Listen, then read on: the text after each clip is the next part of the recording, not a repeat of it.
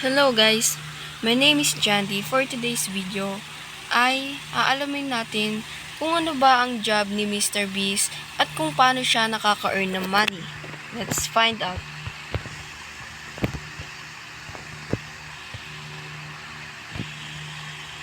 Meron siyang pagiging YouTuber, philanthropist, internet, celebrity, and entrepreneur, and business person, and blogger.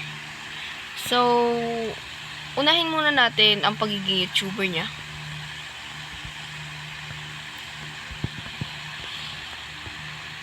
Wala ata.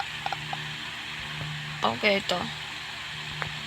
A YouTuber is a type of content creator and social media influencer who uploads or creates video on a online video sharing website YouTube, typically posting to their personal YouTube channel, which mean lagi nagpo-post siya ng video niya sa YouTube para maka-earn ng money at maka-help sa mga people. Sino naman ay philanthropist? I think ito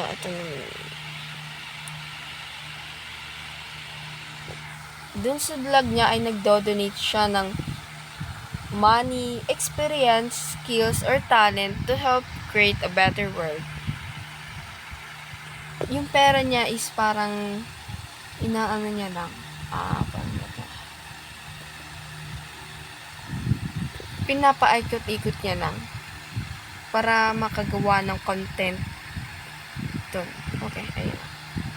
So, sino ba ang mga crew ni Mr. Beast? Sino ba sila?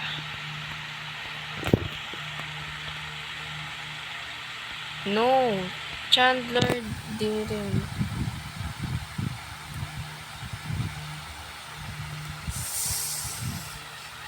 Ito yan Kaso dito is wala si Carl.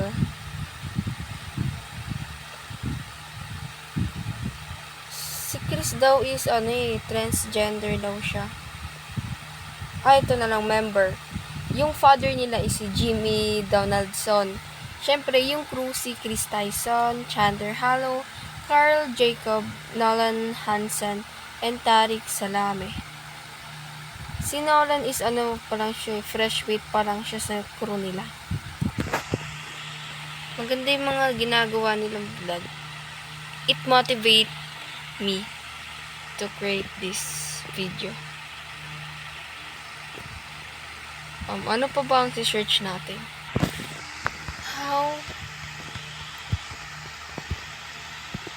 Ayan. Paano nga ba siya nakakakuha ng pera? Anong paraan niya?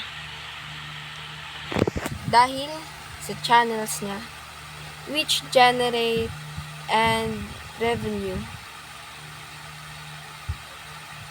Gumagawa siya ng online store. Katulad ng yung Feastable niya. At binibigyan siya ng maraming sponsors.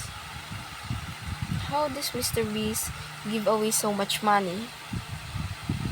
Ayun, diba? Sabi ko kanina. He pours all of his earning back into video production. Ano pa ba?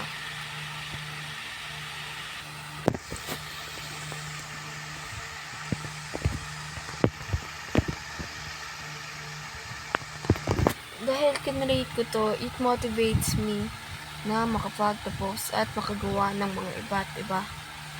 Like that. YouTuber, online personality. Ayun nga, yung philanthropist niya is, nakakapag, ng tao, helping, basta makagawa ng better world daw. Like that. And, I believe him. Always.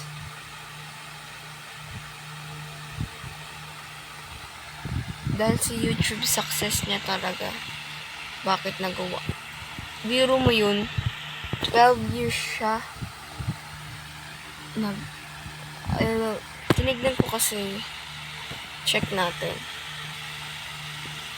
Ito Alam ko ang first video niya is yung Minecraft. Check natin. Ito ba?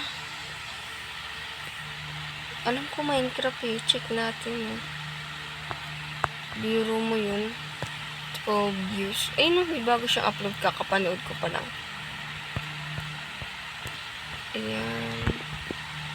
Stop na lang. Pinaka best ko na napanood kay Mr. Beast is yung Doom's Bunker ba yun? Yung nasa baba sila. Ang ganda. Pero I'm thinking, paano kaya siya nakakapunta doon? Kung paano siya nai-sponsoran at kung paano siya nakakakuha ng pera at paano niya na-gain yung 265 million. At paano siya nakakakuha ng pera kay YouTube? Paano niya nagawa lahat ito? Like that. Kaya, I'm searching kung paano niya nagawa lahat. Ayun, puro games na inasa baba niya. Pero syempre, ibababa pa natin yan hanggang makita yung first video niya.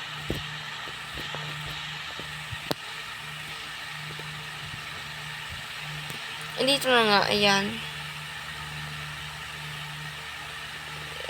It's given! Kompletong sarap saya Chowking favorites in one plate. Chowking! Ready na ba kayo? Mag-book ng hotels? Mag-Klook with over 2 million hotels to choose from.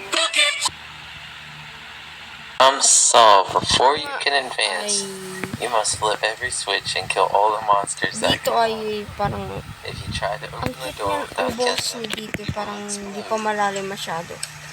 okay, Tapos naglalag here's your weapon. Ooh, a diamond sword. It's not smart, so now nothing can kill me. Ooh, start over here. Zombies. It's easy. Iniskip ko nga pala at kung paano ba na-meet ni Mr. Beast ang mga crew niya. Anong how did?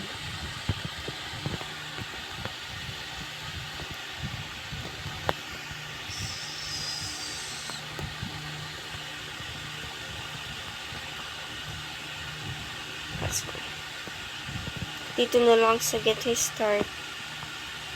Oh. 100,000 per month? Oh my god. Oh no, I can't.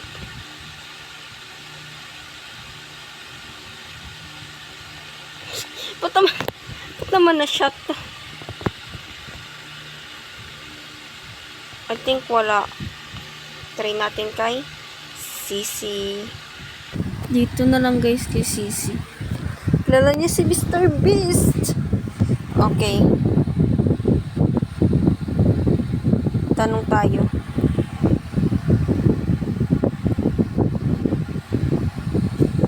Talino. Isa siyang AI, di ba? Oh.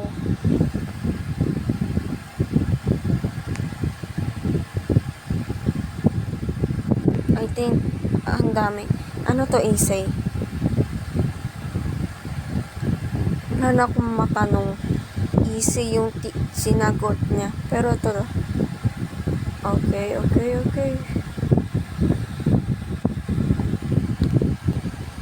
Okay. So, dito na lang nagtatapos ang video na to. Bye-bye!